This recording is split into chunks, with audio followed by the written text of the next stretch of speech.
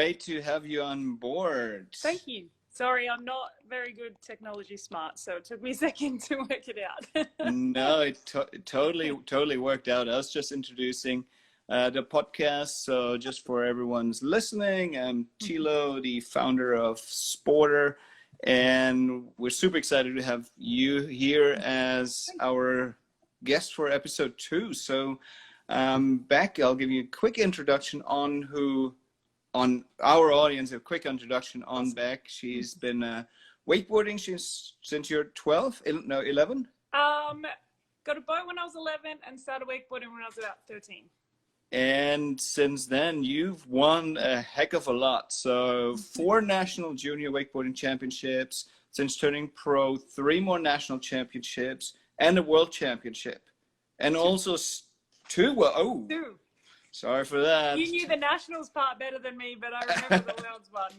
All right, that's all that matters. And you've also been on a reality TV show, Instant Hotel. Yep. And you're originally from Australia. Mm-hmm. Which part of Australia? A little country town called Mildura. It's very small. It's in the northwest corner of Victoria.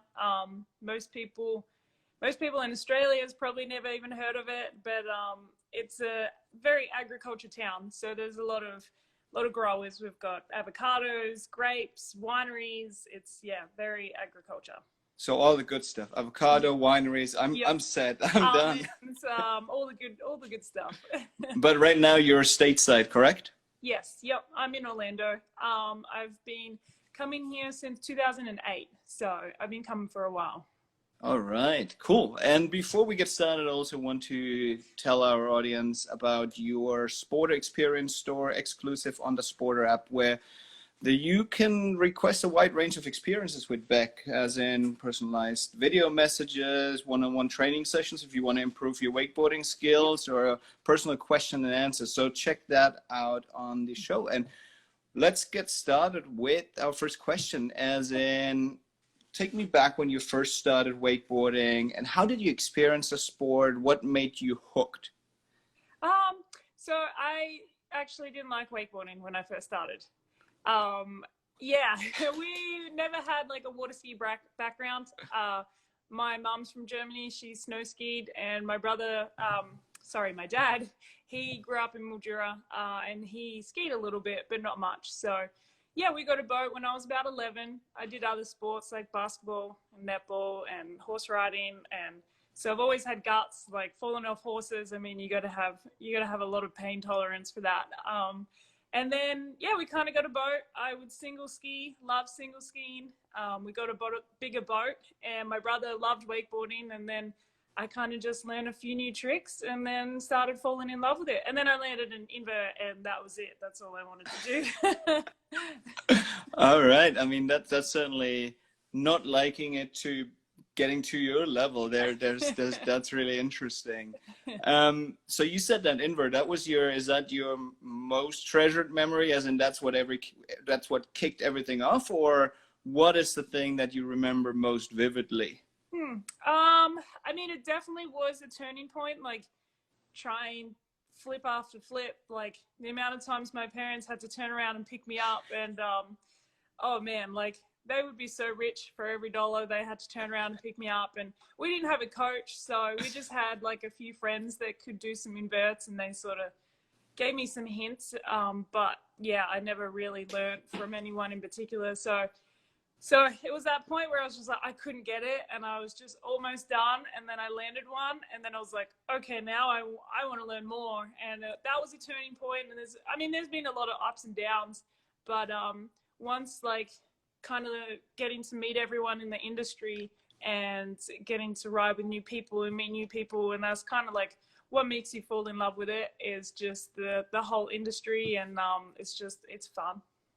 Okay, and that's I totally agree. In terms of the community, particular wakeboarding community, it's usually very positive and really nice people. I wakeboarded back in 2007. I loved it, but obviously I hit the water much more often than I could actually land a trick. So. It hurts.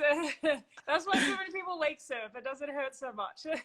Fair enough. I should probably get into that then. There you go. So what made you then go pro from, hey, I enjoy this, I'm landing some tricks, to, whoa, I could actually make a career out of this? So once I sort of started meeting everybody in Australia and going to the nationals and everything, everyone kind of, that's when like Orlando started coming about. And if you want to make it, you go to Orlando and you have the endless summer. So that was my goal when I turned 18 and finished school, was I'm going to Orlando. I'm heading overseas. I'm going to do this. And like, so I was there. I came to America for 08, 9 and 10. And I kind of like work to live over here and wakeboard. So it was more just fun. And I did a few contests, but I wasn't at the level that the girls were at. So 2011 and 12, I actually stayed in Australia and I moved to the Gold Coast. I thought, I can't be pro. Like, these girls are so good. I can't keep up with them. And then in those 2 years, I actually landed a few new tricks. And I thought, okay, let's have one more crack at this. I'm going to work my ass off in Australia so I can save some money, come over to America and just train and do the full tour and give it one good crack, because I didn't want to get to 60 and, you know, regretted it and being like, oh, maybe I could have been a world champion, or maybe I could have turned pro. So I thought I'd give it one more shot. And in 2013, I came back and did the whole tour, and that's the year I came pro. All right. So a lot of ups and downs, as you said earlier. And when you think about some of those moments that you were like, oh, I don't know, I'm struggling. What kept you going? Obviously that, hey, I want to prove myself, but is there anyone, any sort of, call it a role model, anyone who inspired you to keep going? Or do you want to give a shout out? It definitely, it's like the crew you ride with, that can, like, I feel like that could make and break like your riding, if you enjoy it or not. And the year 2013, when I came over, I lived with Corey and Brad Tunison, and Corey's one of the best male wakeboarders right now on tour. So that year I lived with them and I just rode every day with them, and they pushed me, and like, that was the year I landed like 3 or 4 new tricks, which was pretty cool. And so yeah, that was a big turning point. And then after that, it was like, after that season, I think it was such a high that it's like hard to keep that high, you know. Like, I felt like I just came onto the tour and just came in really strong, that it was like, felt like I had to keep that up, you know. No, that's awesome. And as you say, it's the crew you ride with. They make or break you. That's certainly one aspect in any sport, but I think in particular those type of sports where you always need someone to pull the boat. You always need to. It's a little bit of fun, and that's super important. Let me do a quick segment, what we call the poll booth.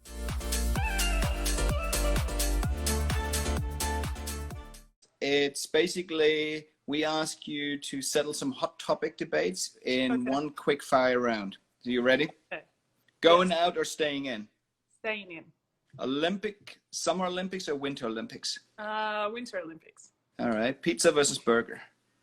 Burger. World Cup versus Super Bowl?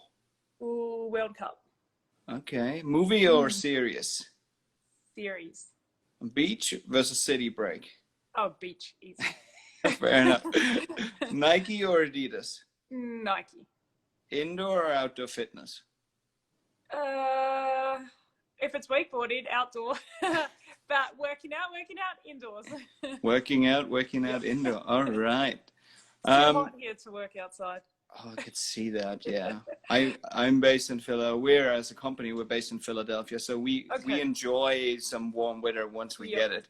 Yeah, it's too humid here. You die. Yeah. If you can give advice to people that want to go pro.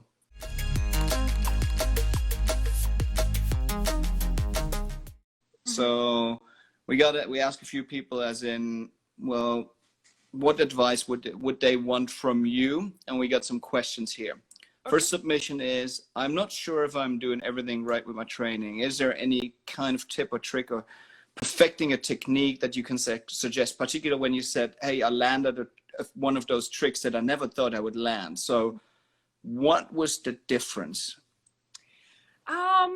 I mean, at the start, it was all just trial and error. So just going out, having the guts to try it and just try it. And then once you're with a coach, like, I mean, wakeboarding, there's so many different like factors that come into play, I guess. So, you know, you've got your environment, if it's rough, smooth, if you're riding the same wake all the time, winds, it's like, there's a lot of factors. But wakeboarding, I guess, if it's a broad sort of help, I guess, is learning board control and learning line tension. So it's all about your handle and your rope and your board control. It's like when I coach people, a lot of the times they're like, yeah, I can snowboard. I'm like, great. It's nothing like snowboarding apart from your feet are strapped in the board and you're sideways. Like, obviously balance comes into place. Like if you can skateboard, surf, like you have balance, but wakeboarding relies on line tension. So that's a huge thing, is to like learn how your line tension works for each trick. Like every trick sort of has a different edge and a different feel to it. So that's a big thing, is to learn what trick has which line tension. And then learning how to fall. That's a great thing, is learning how to fall. I actually teach people how to fall properly, you know, like always fall away from the boat, whether you're facing the boat or like facing away from the boat, you always want to fall away.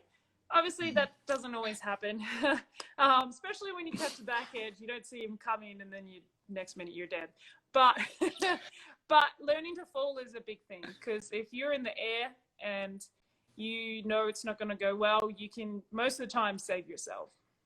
And that's something that you would then be teaching. And you said you teach people how to fall. So line tension and those, particularly for the specific tricks, is something that you can then teach and pass on. So that's awesome. And that's honestly, I was exactly like that, as in, oh, I can snowboard.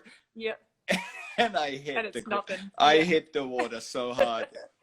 And I think that goes then to our next question, as in it reads, I had a serious injury in my sophomore year of high school, and 10 months later I'm clear to actually go back, but I'm scared I don't want to get injured again. How do I get that out of my head, as in I've hit the water hard a few times? How do I overcome that?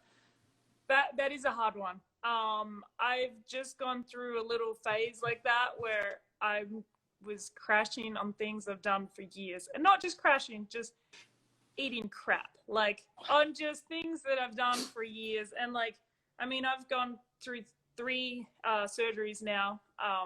So that's a hard one too, like coming back after an ACL surgery, or especially when you've hurt yourself doing what you love, you know, and doing the tricks that you've done for years. So for me, when it comes to the surgeries that I've hurt myself on, when I come back from riding, I obviously take it slow, but I just try to remember all the all the times I have landed it versus the times that I've hurt myself. Like I have fallen, I have landed the tricks way more times than I have fallen and hurt myself. So I really try to like literally just put that behind me and like just make the picture, this tiny little picture, and just put it far, far away, and then focus on the ones that I can do and all the ones I've landed in the past, and just really think about what you have to do, not what's happened, if that makes sense. It does. So it's that positive mindset, is that positive training. Do you do a lot of mental training, as in you visualize the trick, you're like, okay, I'm doing this, and you do that in your head before actually going out? Yeah. I mean, a lot of it, like when you're learning a new trick, I guess, you think about it a lot. You think about it while you're on the water, but then it just starts becoming muscle memory. So the more you do it and the more you land it consistently, you don't have to think about it too much. Or you might just think of just key points. Like, I don't know, if you're doing a tantrum blind, you're like, okay, like flip this hard and then spin, you know, like just little key points. But when you're learning something new, definitely like visualizing and really thinking about it will help you get it. Okay, that makes a lot of sense. And as time goes on, you forget about injuries. You don't forget about them, but you know, like you just like time will go and you just like it's just a past memory and you just make it like a story. You don't feel attachment to it anymore. You just like, all right, that happened, whatever, let's move on. And I think that's really good advice for our audience as well, as in, hey, you can overcome this mental blockage just by focusing on the positive side and For sure. and putting that behind you.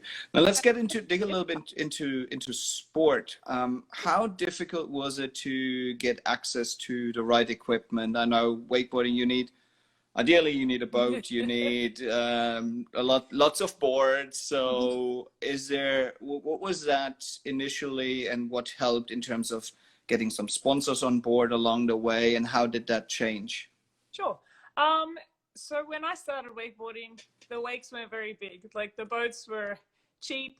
The wakes were tiny. It was sort of a different time than it is now. Like now the boats are much more expensive. But in terms of boards, the boards were pretty easy to get. Obviously we bought our first few ones till I was about, I think my first sponsorship was about 15. So we had just a family board between all four of us. I have I have footage of me where my bindings come up to my knees and my board shorts come to my knees. So there was like this much skin in between it, you know, like I was 13. And so we didn't have like what a lot of people have now, where each person has their own board. For me, it was lucky we live right near the river. So for me, it was just a 5-minute drive to get to the river, like tow the boat down there. So that was easy. And then boats started to get more expensive, and so that part's hard. So access to me having boards and a boat wasn't too hard, but it was access to coaches that made it hard. That was, I think, if I had a coach and I learned all that stuff when I was younger, when I first starting out, what I know now, I think I would be a much better rider, even though I still believe I am a good rider, but yeah, maybe I would have progressed further. But yeah, and then I got sponsored when I was about 15. I got sponsored by Jet Pilot, which I'm still with. That's been like 15 years, so that's pretty cool. That's and then awesome. That longitudinal, yeah. such long. That's a really that's what sponsorship should be about, a long-term partnership. So shout out to these guys for really supporting you for such a long time. Yeah, no, it's awesome. I think this year will be my 9th Pro Model signature life jacket that's come out. So I've been working with them for a long time. So yeah, they've been awesome. They've been so supportive. That's great. I just interrupted you here for. No, you're fine. Okay. You just mentioned there's an access to coaches. How has the sport grown and changed in Australia over the last year, since when you started out to what it's now? And I mean, you're now based in the US. So you said Orlando is where it's at. So, but how's it changed in Australia? It's definitely the level of riding has definitely like increased, I think, from when I was riding to now. Definitely there's a lot of riders coming up, and like, I mean, the boys are doing double flips at like the age of 14 or something like that, like something crazy, or 15 or 16, whatever they are now. And like, so the level of riding is definitely like increased. And I think as that level's increased, then like, you know, some of the boys that are now in their 20s, like the Aussie boys like Tony Iacone, Harley Clifford, Corey Tunison, Nick, like all these guys that were good at a young age are now in their 20s. So now they're spreading what they've learned to the younger generation, you know? So it's like, so now the generation is just getting crazier and crazier because these boys have already worked out like the hard part on how to do these double flips and 1080s and everything. And now the young kids are just like, oh, cool, yeah, like I'll just learn from them. And then that makes sense. Now, you talked a lot about the boys. What's it for young girls and women in getting into the sport? Do you see a shift there? Definitely. Like, I mean, the first year I competed in Australia, I think there was 3 of us. And then for the next few years in South Australia, it was just me. Like, there was no girls competing. And then in the Australian Nationals, there was probably like 10 or so in the junior women's, but within South Australia where I competed, yeah, I was the only one for years. And I noticed even in my hometown now, I see more girls out wakeboarding than I see guys. Like, I taught more girls than I taught guys, and it's awesome. And I mean, even over here, like, there's so many awesome young girls. Like, we do the Malibu Riders Experience. So it's like an amateur and the junior pro event. And this year is the first year the junior pro women have been on it. Nice. And yeah, those girls are killing it. Like, I go and judge in the boat, and we go and, yeah, basically we go and hang out, and then we judge the competition. And I'm sitting in the boat like, whew, thank God I'm going to be retired when these girls hit pro, because they're going to be really good. Like, they're like hardworking girls. Like, they're getting lessons. They're going like 3 sets a day. So yeah, it's really cool to see. That's awesome, and great on you to support the next generation there. Now, you were the first woman to ever land a whirlybird 540. Yes. Are you giving away your secrets to that, or are you keeping that to yourself? No, I can give away secrets. No, that was really cool. I learned that in like, I think my 5th try. I haven't got them consistent since then, mind you, but like, I learned them actually really quickly. So that was pretty cool. Yeah. I mean, that's just awesome. How does that feel? As in, hey, I'm literally the first woman in the world to land this. Yeah, like, I mean, I saw Nicola Butler. I know she's attempted them, and I saw footage of her. Like, she was so close to it, and then the guys I was riding with, they're like, do a whirly fight. I'm like, no, I can't do that. And then one day I was finally like, all right, I'll try it. What do I got to lose? And then I got close to it, and I was like, holy crap, I think I could actually land this. And then the next day I landed it, and like, yeah, it was very cool. And then Corey actually landed a 1080 for the first time right after me, and he's like the youngest person to do a 1080. So I landed the whirly 5, and then he did the 1080, and we just like celebrated for the rest of the day. We're like, we're not gonna wakeboard again today. We're just gonna celebrate. So yeah, it was really cool. And then I won in-mart Trick of the Year that year at Wake Awards for it. So that was pretty cool too. That was all right. So there's not just that, hey, I did this, but there's actually a tangible benefit from landing that. That's amazing. Yeah. We have a segment that we call Break the Rules,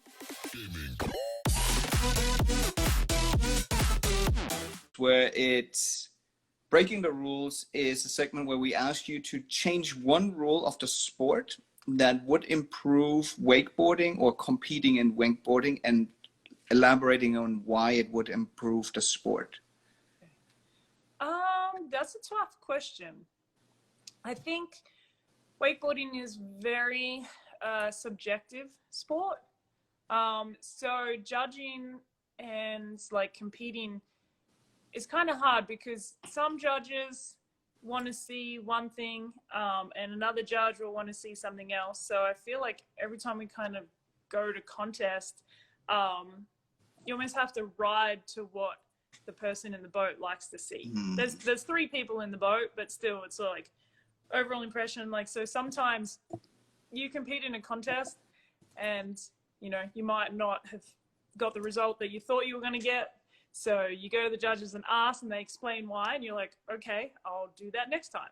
And then you do that next time, and then somebody else does something different, and then you still didn't get the result you wanted. So it's like, I think that consistency in the judging is not quite there sometimes, if that makes sense. So I don't know how to change that, but because there used to be a point system when wakeboarding first started. There was a point system, but that didn't really work either, because it was more like the trick ski style. So didn't like benefit people when they grab it and make it look stylish and stuff like that. So yeah, it's that hard. And I mean, I judge too, so I know how hard it is to like judge someone that does technical stuff and then someone that grabs everything. So it's sort of, maybe if there was like more of a fine line in the judging would be nicer, I guess.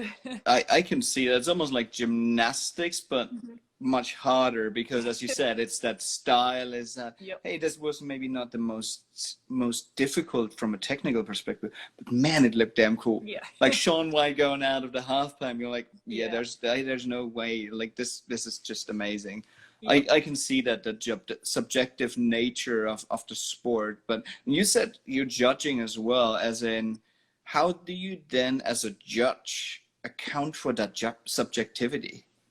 Yeah, it's like, I mean, and that's why we have three people judging in the boat, you know, because like I might think that one run was better than the other, and then the other, like the other judge, will be like, well, this person did that and they did it cleaner and they grabbed it, and you're like, oh, okay. And then so I feel like it's more we sit there and discuss it, and then we come to the conclusion rather than just like one person deciding. So that makes it a little bit fairer, I guess, in terms of that. But yeah, sometimes these guys don't make it easy. Like the girls and the guys, sometimes you're just like, all right, either everybody lay down their run or everybody just fall, and then we'll make it easy, you know. But then some people will fall and some won't, and yeah, so it's pretty tricky.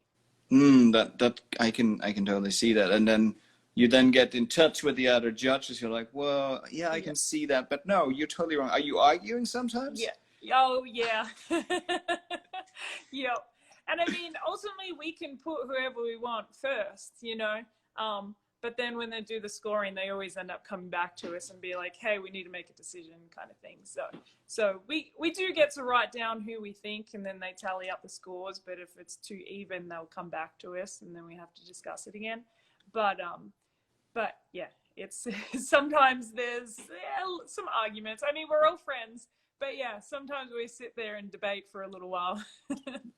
That's the beauty of when you have when you're get along well with the people. You can actually Yeah. have a debate rather Yeah. than completely.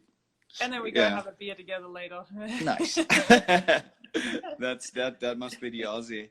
Yep. Exactly. We have a last segment, and that's focused, and we call it a hat trick.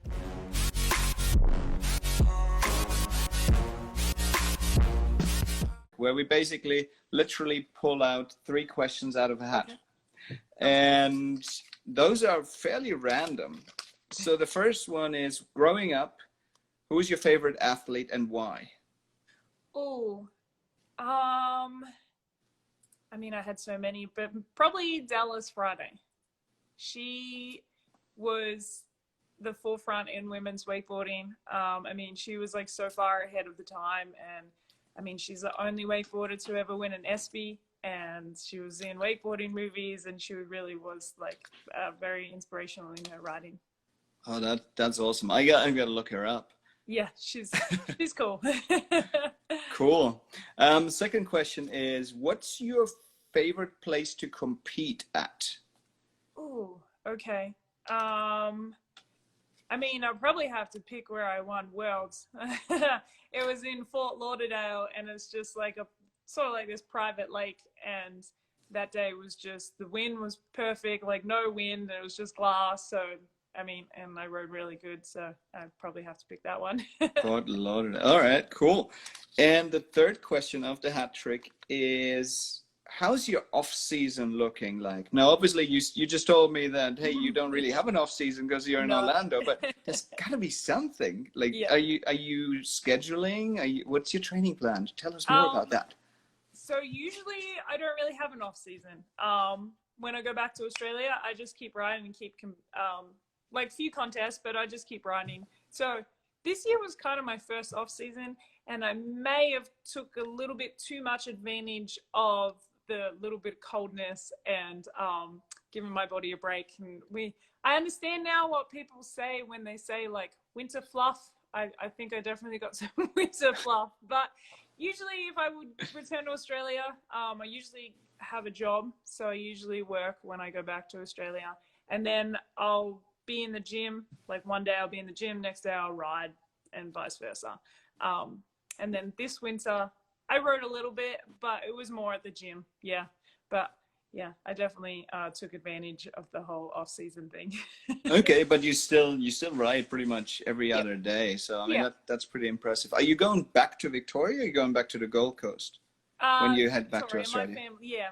I only did 11 and 12 at the Gold Coast, and then I moved back to Mildura, and I've been there since, and my family is still there. So when I return, I go back to Mildura. All right, Yeah. nice. Yeah, I actually lived on the Goldie Oh, 2009 cool. to 2013 as well. So Okay, nice. absolutely phenomenal place and Yep. great wakeboarding there. Yeah. So Good cable parks there. oh, you're more but you're more of a boat person or a Boat cable rider. park? Yeah. Okay. But I, I'm more of a boat rider, but at the time I rode a fair bit of cable as well. Yeah. okay, yeah. The problem for me with the cable park is that I have to walk so far, where the boat I actually know. picks you up again. Yeah, the boat's easy. You just fall when it comes back to you, and then you get up and go again. Yes, yes. And what's the difference from a wake perspective in terms of the boat versus the cable park? When you say you enjoy the boat much more.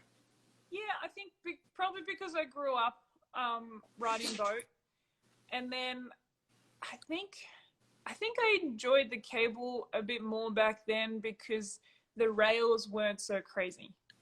I feel like from when I was riding cable and then when I really focused on boat, and in that time when I started riding boat more till now, the girls on cable park are just insane. I'm like, I don't think I could ever catch up to them. I'm like, I'm too far gone now, and like they're so good. And we go to the cable park sometimes, and I just do circles. I'm like, well, not hitting that rail, that's too gnarly. I'm like, not hitting that one, that's too scary.